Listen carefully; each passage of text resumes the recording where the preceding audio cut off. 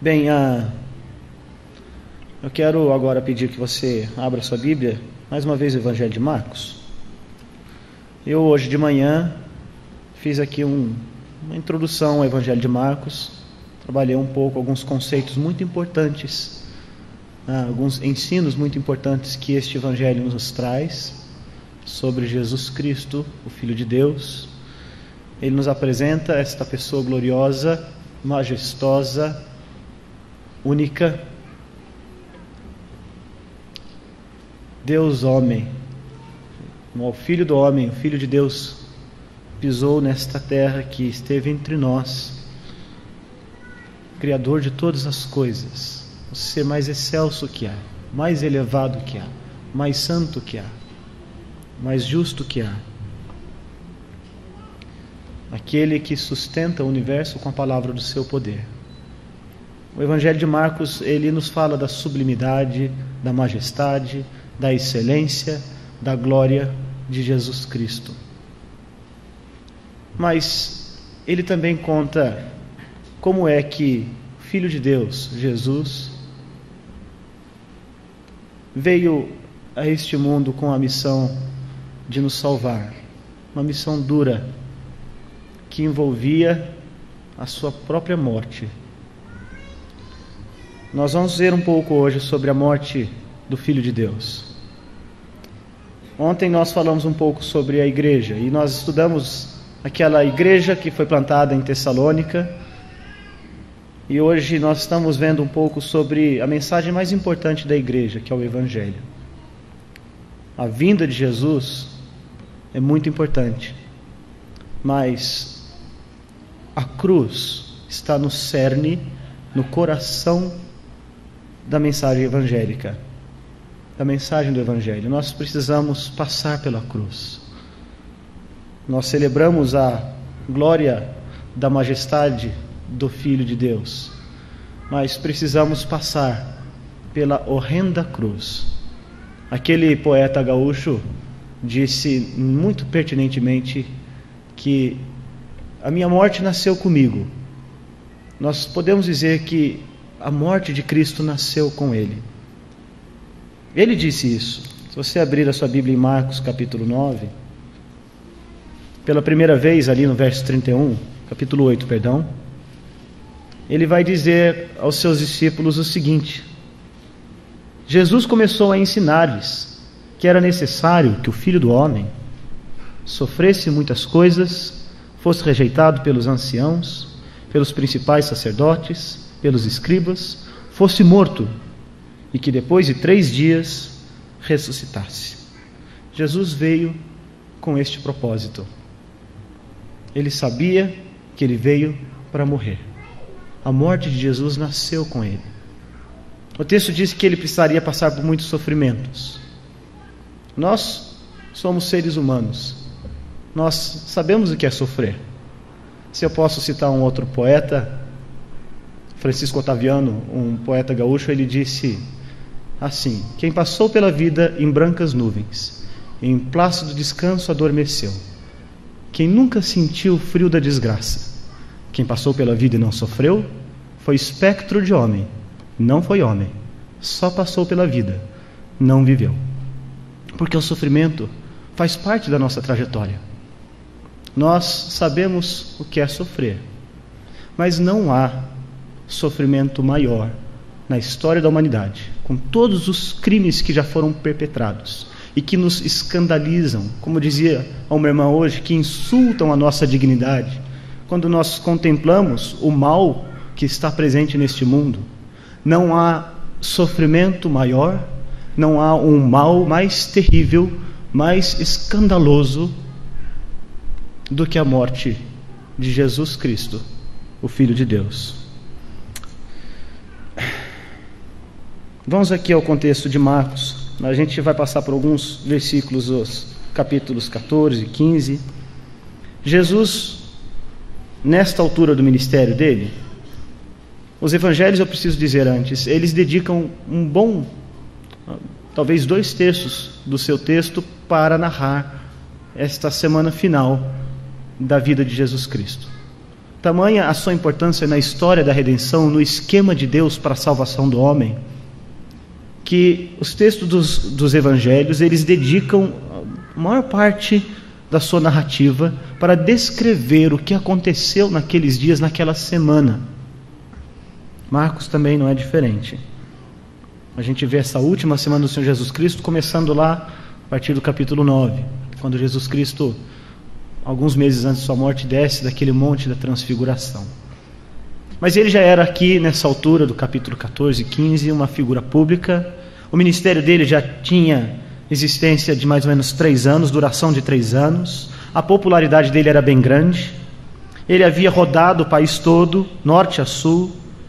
Em Marcos nós vemos aquilo que é chamado de ministério de misericórdia de Jesus. Eu falei hoje de manhã, Marcos registra os atos de Jesus e também a caridade, o cuidado especial que Jesus tinha para com as pessoas, através das suas curas, através do seu favor, dos milagres que ele realizou sempre para favorecer aquelas pessoas que expressavam fé.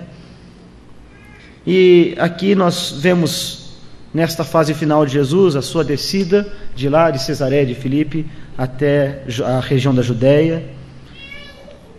E chegamos aqui no fim desse ministério público de Jesus. Nessa altura ele também já tinha muitos inimigos, em todos os lugares, norte a sul, até fora do país. Marcos conta como os fariseus, os fundamentalistas daquela época, eles invejavam Jesus pela popularidade dele. E eles temiam a popularidade do Senhor Jesus também. Eles achavam, muitos deles zelosos, sinceros, que essa popularidade de Jesus poderia dar ensejo a algum tipo de revolta, de tumulto com os romanos. Eles achavam até que ele poderia ter aspirações políticas. Mas quando chegamos no capítulo 11, a gente tem o registro de como foi a chegada de Jesus em Jerusalém, na ocasião da Páscoa. As pessoas exclamavam com muito entusiasmo: Hosana, Hosana, louvado seja aquele que vem em nome do Senhor. Hosana é uma expressão de júbilo que também significa ser propício a nós, salva-nos. Era uma evidência da admiração do povo. O Evangelho de João registra o porquê o povo admirava tanto o Senhor Jesus Cristo. E os líderes judeus, então, eles temiam essa popularidade do Senhor. E nesse pequeno período aqui, do capítulo 11 em diante, nós temos o registro do ensino que o Senhor Jesus Cristo fez lá no templo. Ele expulsou de lá aqueles cambistas, ele reafirmou a sua autoridade, a sua filiação, ele censurou aquelas autoridades religiosas, os escribas e fariseus. Ele ensinou os seus discípulos sobre o final dos tempos, o fim de todas as coisas. Como disse hoje de manhã, as Escrituras dedicam boa parte da sua narrativa para falar sobre a doutrina das últimas coisas. Eu mencionei isso ontem à noite. Ele recomenda vigilância. E aqui então nós chegamos no capítulo 14. Nós temos no capítulo 14 o registro de uma conspiração para tirar a vida do Filho de Deus. Também nos é contado aqui a unção que aquela mulher, e é bom mencionar isso porque o texto diz que aquilo foi registrado para que nunca se esquecesse daquilo que aquela mulher fez. Então, cumprindo o que o texto bíblico diz, nós não estamos esquecendo e mencionando aqui hoje em 2013, o que há 2000 anos atrás aquela mulher fez, ungindo o Senhor Jesus Cristo, preparando-o para aquele sacrifício que ele faria. O traidor é indicado, acontece a ceia, Pedro é avisado, Getsemane, Jesus encontra-se terrivelmente angustiado até a morte. Ele é preso, é levado diante do Sinédrio. Pedro nega a Jesus. Jesus é levado agora perante o governador local, o prefeito, Pilatos. O texto diz assim: logo pela manhã entraram em conselho os principais sacerdotes com os anciãos, os escribas e todo o Sinédrio, e amarrando Jesus, o Filho de Deus, levaram-no e entregaram-no a Pilatos. Pilatos o interrogou e perguntou: és tu o rei dos judeus? E ele respondeu: tu dizes. Tornou Pilatos a interrogá-lo, nada respondendo. Vê quantas acusações te fazem. Jesus, porém, não respondeu palavra, a ponto de Pilatos muito se admirar.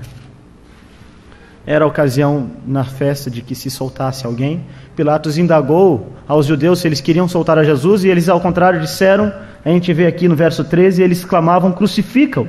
Mas Pilatos lhes disse: que mal ele fez? E eles gritavam cada vez mais alto: crucificam. Então Pilatos, querendo contentar a multidão, soltou a Barrabás, e após mandar açoitar a Jesus, entregou-o para ser crucificado. Não teve ampla defesa, não teve advogado, não teve testemunhas que o favorecessem, seus amigos o abandonaram, não houve juiz justo, nem juízo justo. Todo aquele teatro foi forjado com o propósito único de provar a Jesus. Jesus foi julgado de forma irregular na calada da noite e teve a sua pena sumaríssima decretada: morte, crucificação. O texto prossegue dizendo que os soldados o levaram para dentro do palácio, que é o pretório, reuniram todo o destacamento, vestiram-no de púrpura, teceram uma coroa de espinhos, puseram na cabeça dele e o saudavam, dizendo: salve, rei dos judeus. Davam-lhe na cabeça com um caniço, cuspiam nele, pondo-se de joelhos o adoravam. Depois de o terem escarnecido, despiram-lhe a púrpura e vestiram-no com as suas próprias vestes, e então conduziram para fora com o fim de crucificarem. Levaram Jesus para o Gólgota, quer dizer lugar da caveira. Deram de beber vinho e mirra, ele porém não tomou. Então crucificaram ao Senhor Jesus. Repartiram entre si as suas vestes, lançando sorte para ver quem levaria cada um. Era a hora terceira quando o crucificaram, e por cima estava em epígrafe a sua acusação: o rei dos judeus. Os que iam passando blasfemavam dele, meneando a cabeça e dizendo: ah, tu que destróis o santuário e em 3 dias o reedificas, salva-te a ti mesmo, descendo da cruz. De igual modo, os principais sacerdotes com os escribas, escarnecendo entre si, diziam: salvou os outros, a si mesmo não pode salvar-se. Desça agora da cruz o Cristo, o Rei de Israel, para que vejamos e creiamos. Também os que com ele foram crucificados o insultavam. O texto indica que aquelas cruzes já estavam ali naquele lugar. Elas estavam reservadas para Barrabás, mas o Messias tomou ali o lugar do bandido. Jesus nasceu para morrer. Ele nasceu para enfrentar a cruz. A cruz. Que instrumento terrível é a cruz. Hoje a cruz para nós é um símbolo de consolo. Nós a temos aqui e fazemos bem em tê-la, porque ela nos traz lembrados daquilo que significou a crucificação do Senhor Jesus Cristo. Todavia, para a sociedade daquela época, a cruz era um instrumento de tortura terrível. Quando Jesus proferiu aquelas palavras aos seus discípulos, dizendo que era necessário que eles se negassem a si mesmos e tomassem a sua cruz e seguissem após ele, ele estava dizendo algo que era escandaloso. Para o judeu, ser pendurado no madeiro era algo maldito. Talvez, e aqui eu impresso a ilustração de um autor que li uma vez, a maneira da gente conceber melhor o escândalo que significava aquela cruz é descrevendo assim: imagine se, por exemplo, nós entrássemos aqui neste templo e víssemos aqui um afresco com as imagens de Auschwitz, ou aquela imagem daquele cogumelo que faz quando uma bomba de hidrogênio é detonada, ou ainda quando nós vemos aquelas imagens ultrajantes daqueles aviões entrando naquelas torres lá naquele país, nos Estados Unidos. É isso que a cruz significava para o palestino do século I. Instrumento de dor, instrumento de tortura, instrumento de morte. A cruz era terrível. Jesus nasceu para a cruz.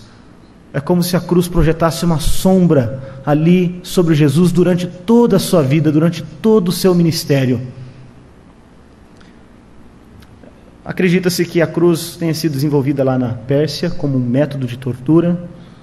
Ela foi trazida para o Ocidente por Alexandre. Os itálicos e cartaginenses aproveitaram muito bem, passaram a utilizá-la. Os romanos, assim, tomaram a cruz como um meio público e exemplar de punição. Um cidadão romano não podia ser crucificado. Ela deveria causar uma impressão fortíssima de vergonha e pavor em quem a olhasse. Ela era olhada com profundo horror. Ficava normalmente numa encruzilhada, em estradas, de modo que quando as pessoas passavam por ali, elas viam aqueles homens que estavam ali pendurados, e aquilo servia de exemplo para aquela sociedade. Jesus não foi capaz de carregar a sua própria cruz por causa dos açoites que ele havia sofrido, mas quando ele foi pendurado naquele madeiro, os estudiosos hoje eles dizem que a vítima da crucificação era pendurada de braços abertos, amarrada, tendo seus punhos e pés perfurados por pregos. O peso da perna sobrecarregava a musculatura abdominal, de modo que, cansada, a pessoa era incapaz de manter a respiração e ela morria por asfixia. Para abreviar a morte, os torturadores muitas vezes eles quebravam a perna daquelas pessoas, de modo que elas então morriam mais rapidamente. Do contrário, era possível que elas ficassem de 3, às vezes até 5 dias passando por aquela agonia. Os homens eram crucificados nus. A gente não deve esquecer que o Senhor Jesus Cristo era carpinteiro, por profissão.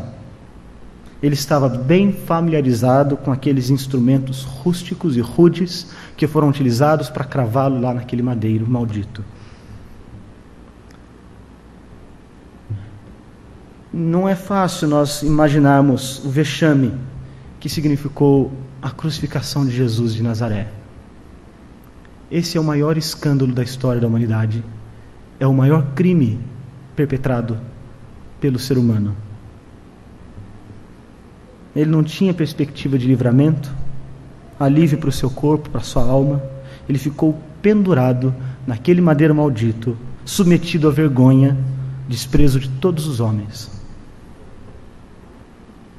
E durante esses momentos de agonia que marcaram a crucificação do Senhor Jesus Cristo, aconteceram alguns fatos que nós lemos aqui que são bastante marcantes e que representam uma ironia profunda, mas determinante e de muito significado para nós que adoramos Jesus Cristo e este crucificado. Uma das ironias da cruz foi quando a gente vê aqui no capítulo 14, no verso 65, quando aqueles homens, antes da sua crucificação, puseram-se a cuspir nele, e a cobrir-lhe o rosto, e dar-lhe murros, e a dizer-lhe: profetiza, quem foi que te bateu? E os guardas o tomaram a bofetadas. Os homens que prenderam Jesus usaram de ironia ao esbofeteá-lo. Eles chamaram Jesus de profeta. Não porque eles acreditavam que ele era um profeta, mas porque Jesus dizia ser profeta e eles estavam tentando provar com a sua ironia que Jesus não era profeta, quando de fato ele era. Eles queriam ridicularizá-lo.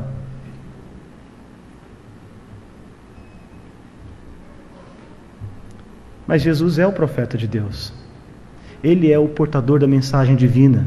No capítulo 1, verso 13, nós vimos que ele veio para cumprir toda a justiça de Deus e tinha consigo a mensagem da salvação e dizia: arrependei-vos e crede no Evangelho. Jesus Cristo é profeta, que anunciou todas as coisas que haveriam de vir, que anunciou a sua própria morte e que anunciou que a sua morte era a essência, o coração do Evangelho. Ele pregou o Evangelho, ele é profeta de Deus. É irônico que aqueles homens diziam profetiza justamente aquele que é o maior de todos os profetas, aquele acerca do qual os profetas do Antigo Testamento anunciavam, aqueles que eram tipos, que lançavam apenas sombra daquilo que seria Jesus Cristo. Ele é o cumprimento de todas as mensagens proféticas do Antigo Testamento. E quando ele veio, ele anunciou o reino de Deus. Ele anunciou o Evangelho da salvação. O autor aos Hebreus diz que ele é profeta superior a Moisés. Em Atos 3, versos 22 a 24, nós vemos que Jesus é o profeta anunciado por Moisés, que dizia que viria aquele que era maior do que ele. Ele instruiu o seu povo, ele ensinou o seu povo como o profeta faz. Ele instruiu os seus discípulos, ele conduziu os seus discípulos no caminho da salvação. E ele anunciou a sua própria morte, anunciou a sua ressurreição. Mas há uma segunda ironia presente aqui nos atos da cruz. Ele foi escarnecido como se fosse um falso Salvador, mas ele é o verdadeiro Salvador.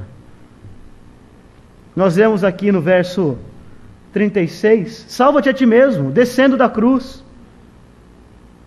Salvou os outros, e a si mesmo não pode salvar-se. Desça da cruz o Rei de Israel, para que vejamos e creiamos. Não poderia haver frase mais perversa do que essa.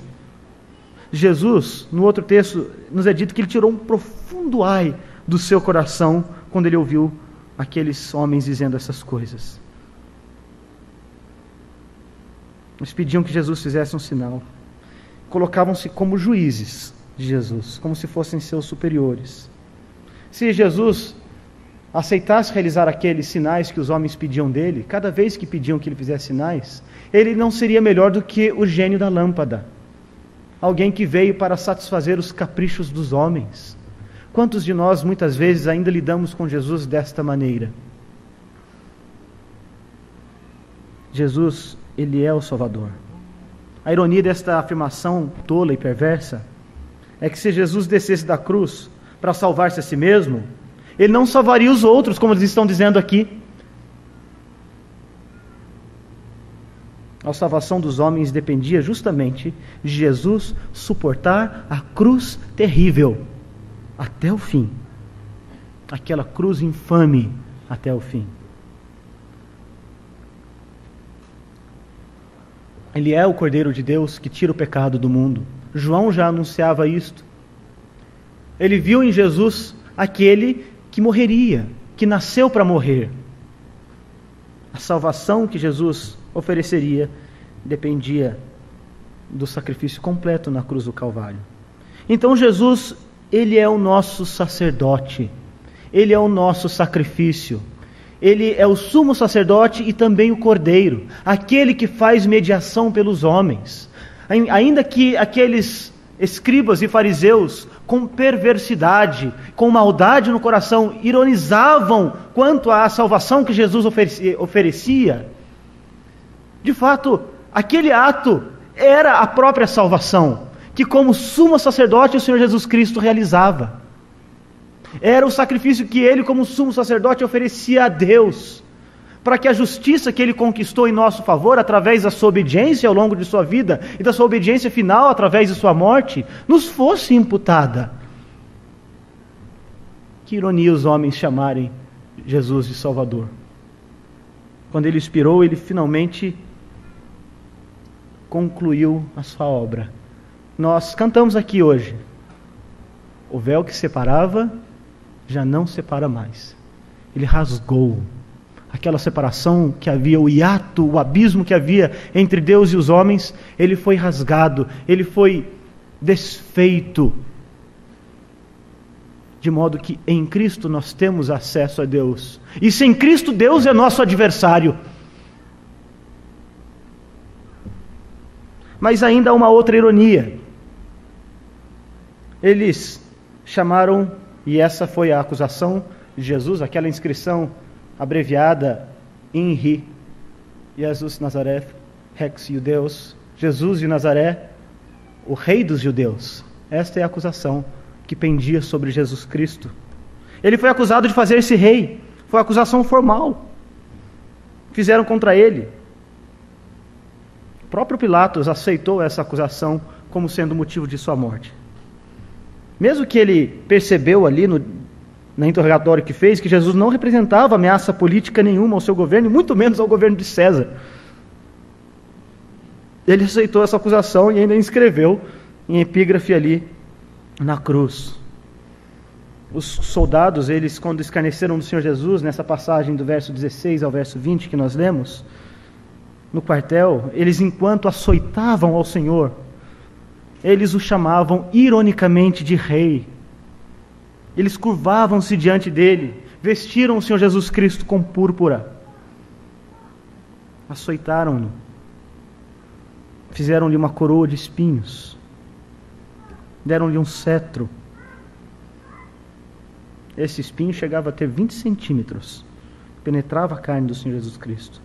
Mas a ironia disso é que Jesus é rei, ontologicamente. Ele não é feito rei, nós não o fazemos rei, ele é rei. Ele governa sobre todas as coisas. Ele, quando ressuscitou, assentou-se à direita de Deus Pai Todo-Poderoso, de onde ele governa todas as coisas. Ele veio estabelecer o seu reino, e ele voltará a fim de reclamar para si o seu reino. Jesus é rei.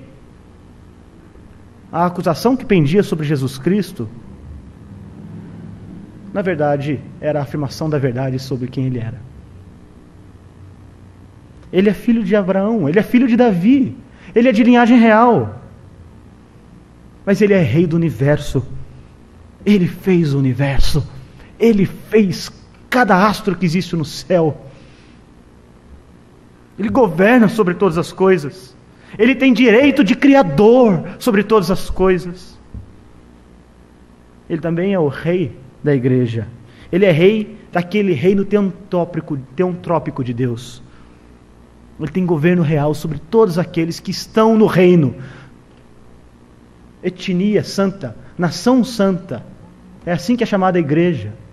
Raça escolhida, povo de Deus, que está sujeito, somos súditos, debaixo do governo, do senhorio, da majestade, do reino de Jesus. Jesus é rei. E, todavia, essa foi a acusação que fizeram contra ele.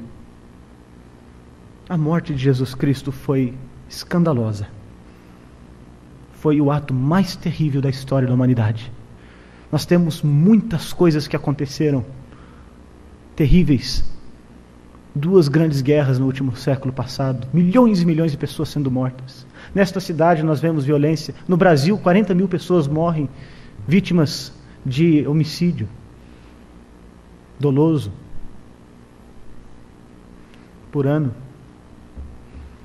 Guerras terríveis acontecem no mundo todo. E todavia, por mais que essas coisas todas nos causam pavor e nos fazem indignados, não há nada mais terrível do que a morte de Cristo. O Deus homem, ele sofreu como nenhuma pessoa jamais sofreu. O sofrimento mais terrível, mais detestável, mais profundo, mais agudo, mais odioso que uma pessoa poderia sofrer. Jesus de Nazaré, o homem Deus, o Filho de Deus, ele sofreu em favor de pecadores. Nós não podemos deixar esse entendimento, esta realidade da morte de Cristo de fora da nossa teologia. O preço da igreja é um preço alto. Ele fez isso para fazer a paz entre homens e Deus. Nada pode se igualar ao que houve ali no Calvário. O sofrimento e a humilhação de Jesus, aquela cruz maldita, é o maior escândalo da história da humanidade. Ali, a luz se apagou. O Verbo silenciou. O Santo sentiu o peso do pecado. Aquele que era a vida experimentou morte. Aquele que abençoa com todas as bênçãos espirituais foi feito maldição. Um dos pais da igreja, Mileto de Sardes, ele consegue expressar a realidade do que foi a crucificação de Cristo com palavras apropriadas. Ele disse assim: vós não vistes a Deus, não percebestes, ó Israel, o Senhor.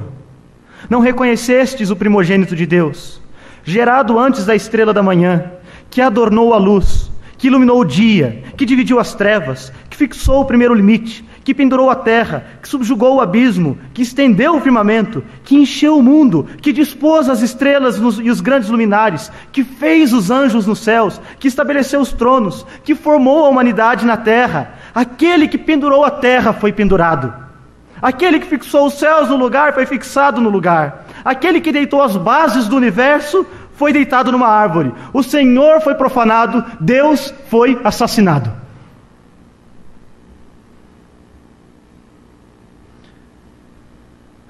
Mas a cruz terrível, sangrenta de Jesus Cristo, nós encontramos duas coisas lá. A ira de Deus contra o pecado. O pecado é coisa séria. Aquelas coisas que nós fazemos porque nós somos pecadores e que às vezes não damos muita importância para isso. É o que levou o Senhor Jesus Cristo até a cruz. Isso faz de nós co-conspiradores contra Jesus Cristo. Mas se vemos na cruz a ira de Deus sendo derramada sobre Jesus, por outro lado também vemos o amor de Deus sendo oferecido a nós. Como disse hoje, um amor que excede a nossa compreensão. Como entender isto? Essa morte de Jesus, ela serviu para que Ele conquistasse definitivamente a justiça com a qual nós somos justificados. Ele proferiu aquela palavra comercial no finalzinho. A sua última palavra da sua vida, a sua expiração foi tetelestai. Está consumado. Está paga a dívida. A dívida está paga. Toda a rebeldia, os pecados, a guerra feita contra Deus agora foi removida em favor daqueles a quem Deus deu a Jesus Cristo, como vemos em João capítulo 17, na oração que ele faz. Nossos pecados são a causa da morte de Jesus Cristo. Nós precisamos sentir o peso desse crime. Precisamos fazer isso com um coração contrito, com arrependimento, suplicando que a morte de Cristo agora seja a nossa vida. Parece um pouco estranha essa ideia, mas é assim mesmo, porque a morte de Cristo é o que conquista o favor de Deus para nós. Foi a morte de Cristo que aplacou a ira de Deus contra nós. Ele se fez propiciação por nós. Como disse hoje de manhã, citando Lutero, ele fez a doce troca. Nos deu acesso ao Pai, nos justificou, nos trouxe para a família de Deus. Nós precisamos lançar a nossa fé, a nossa confiança em Jesus. Ele é o nosso Redentor, Ele é a nossa propiciação. Temos de olhar para a cruz de Cristo, entender ali na cruz de Cristo, que tudo que temos, tudo que somos, que a igreja de Jesus foi conquistada naquela cruz sangrenta. Tudo que nós sabemos de Deus, tudo que apreciamos de Deus, tudo pelo qual louvamos a Deus, em toda a nossa experiência cristã, tanto nessa vida, como na vida por vir, ela flui da cruz sangrenta. Nós temos o dom do Espírito de Deus, isso foi obtido por Cristo na cruz. Nós desfrutamos de comunhão uns com os outros, foi obtido por Cristo na cruz. Ele vela por nós, graciosamente, providencialmente, com fidelidade, com base na aliança que Ele estabeleceu, isso foi obtido por Cristo na cruz. Nós temos a esperança do porvir, da restauração de todas as coisas, novos céus e nova terra, foi obtido por Cristo na cruz. Há um novo céu e uma nova terra, uma habitação que Cristo está construindo para nós, foi obtido por Cristo na cruz. Nós desfrutamos de uma nova identidade. Agora nós não nos vemos mais como fracassos, e sim como seres humanos profundamente amados, comprados pelo sangue, redimidos por Cristo, declarados justos pelo próprio Deus, pela justiça de Cristo que nos foi botado por sua morte. Isso foi obtido por Cristo na cruz. Aquele livro que eu citei ontem, de John Bunyan, O Peregrino, ele tem uma passagem muito especial. Ele foi muito feliz em mostrar-nos a realidade da conquista da nossa vida na cruz de Cristo. Ele disse que cristão estava sobrecarregado e cansado, com um imenso fardo nas costas. E ele correu até um lugar elevado, onde havia uma cruz. Quando o cristão se deparou com a cruz, o fardo que tinha nas costas dele caiu. Rolou até um sepulcro, nunca mais foi visto. O cristão se viu feliz e aliviado, com imensa alegria. Ele disse que o Senhor lhe concedeu descanso através de seu sofrimento e vida através da sua morte. E ele se surpreendia que aquela cruz podia aliviar o seu fardo. Ele olhava e chorava copiosamente. Ele ouviu vozes celestiais que disseram: seus pecados estão perdoados. Vozes que diziam que ele foi despido dos seus trapos de imundícia e foi vestido com uma nova roupa. E deram a ele um rolo sagrado, para que ele lesse e levasse consigo durante a sua peregrinação. Ele exclamou, no fim dessa visão: bendita cruz. E o túmulo, bendito túmulo. E mais bendito seja o homem que vergonha e dor por mim sofreu. Um cântico antigo que foi composto por um teólogo medieval francês, Bernardo de Clairvaux, e depois ele foi musicado por um alemão, Paul Gerhardt. Ele diz assim: ó fronte ensanguentada, em tanto opróbrio e dor, de espinhos coroada, com ódio e com furor, tão gloriosa outrora, tão bela e tão viril, tão abatida agora, de afronta e escárnio vil.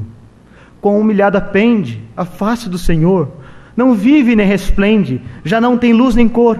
Ó crime inominável, fazer anuviar o brilho inigualável de um tão piedoso olhar. Estás tão carregado, mas todo o fardo é meu. Eu só me fiz culpado e o sofrimento é teu. Eu venho a ti tremente, mereço a punição, mas olhas-me clemente com santa compaixão. Sê meu refúgio forte, meu guia, vida e luz, que eu sinta, vendo a morte, conforto em tua cruz. Na cruz, com fé me abrigo, ao ver que ao lado estás, me unirei contigo e vou viver em paz. O texto bíblico encerra dizendo que, passado o sábado, Maria Madalena, Maria mãe de Tiago e Salomé compraram aromas para irem embalsamá-lo. E muito cedo, no primeiro dia da semana, ao despontar do sol, foram ao túmulo. Diziam umas às outras: quem nos removerá a pedra da entrada do túmulo? E olhando viram que a pedra já estava removida, pois era muito grande. Entrando no túmulo, viram um jovem assentado ao lado direito, vestido de branco, e ficaram surpreendidas e atemorizadas. Ele, porém, lhes disse: não vos atemorizeis, buscais a Jesus o Nazareno que foi crucificado. Ele ressuscitou, não está mais aqui, vede o lugar em que o tinham posto. Jesus ressuscitou para nossa justificação. Ele é o nosso Senhor. A igreja existe para adorar a Jesus. A igreja existe para exaltar o nome de Jesus, para que através de Jesus os homens, as mulheres conheçam a Deus. Ele ressuscitou para que faça mediação pelos nossos pecados, constantemente na presença do Pai.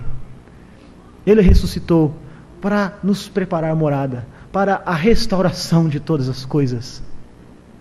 Nós aguardamos com expectativa, com esperança. Lembra da esperança que se via naquela igreja de Tessalônica? A gente não pode deixar de vista a nossa esperança. Hoje, aqui na Igreja Batista Reformada em São Paulo, em todas as igrejas que se unem em nome de Jesus Cristo, há muitas coisas que a igreja pode falar, muitas preocupações que nós podemos ter. Como igreja, nós nos preocupamos com os males sociais que afligem o homem, nós nos preocupamos com o pecado que nos aflige, com os nossos dramas e problemas, com os nossos dilemas e angústias, com as coisas que estão no nosso devir, na nossa peregrinação diária, no nosso trabalho, nas nossas relações humanas, com os nossos familiares. E nós lidamos com isso porque a Escritura lida com essas coisas. E é importante que façamos isso, mas igreja, não esqueça-se disto, que é o que faz a igreja ser igreja, da cruz de Cristo, do sacrifício do nosso Redentor, em nosso favor. É isso que dá sentido ao que estamos fazendo aqui. É isso que nos dá a confiança de que o próprio Deus está presente conosco através do seu Espírito Santo agora mesmo. E que Ele nos traga sempre lembrados das coisas essenciais. Nos ajude a ver Jesus conforme Ele é, pelo que Ele fez. E assim como o apóstolo disse lá em Romanos capítulo 8, entendendo o que Jesus fez e quem Ele é, nós podemos incorporar o caráter do Senhor Jesus Cristo nas nossas próprias vidas. Não faz sentido nós seguirmos a ética de Cristo se nós não entendermos aquilo que Ele fez na cruz por nós. Que Deus nos abençoe, que Deus abençoe aos irmãos, que Deus abençoe a Igreja Batista Reformada de São Paulo, Deus abençoe os pastores desta igreja, pastor André, pastor Flávio, pastor Walter. Deus seja com os irmãos. Mais uma vez eu quero agradecer o rico privilégio de ter estado aqui com os irmãos. Eu espero que os irmãos cresçam, prosperem na sua fé e os irmãos tenham as nossas orações. Eu quero encerrar com uma palavra de oração e com uma palavra de gratidão aos irmãos. Oremos. Senhor, nós te damos graças, porque o teu servo apóstolo Paulo disse que quando chegou lá em Corinto, ele não fez saber nada senão a Cristo e este crucificado. Ajuda-nos, Senhor, a termos a Cristo e este crucificado como nossa principal mensagem. Porque se nós colocarmos isto de lado, ainda que tenhamos muitas coisas boas para dizer, nada disso transformará vidas. Somente Cristo e Cristo crucificado que transforma vidas. Então ajuda-nos, Senhor, a colocarmos as coisas no lugar certo. Eu peço a tua bênção para esta igreja. Eu agradeço ao Senhor por esses irmãos que estão se reunindo aqui neste local, no Ipiranga, e que estão adorando ao Senhor aqui neste local. Que o Senhor os use, sejam eles luz e sal, sejam eles um farol aqui neste bairro, nesta cidade. Que o Senhor permita que as pessoas aqui da vizinhança venham ouvir o teu santo evangelho aqui, recebam instrução do Senhor, que tu sejas com cada um aqui, com os líderes desta igreja, com os pastores, com os irmãos que ajudam aqui na música e no louvor, que tu abençoes. Nós agradecemos ao Senhor por tudo que o Senhor tem feito, por tuas bênçãos, por tuas dádivas, por teu favor, em Jesus Cristo, o nosso Senhor ressurreto. Amém.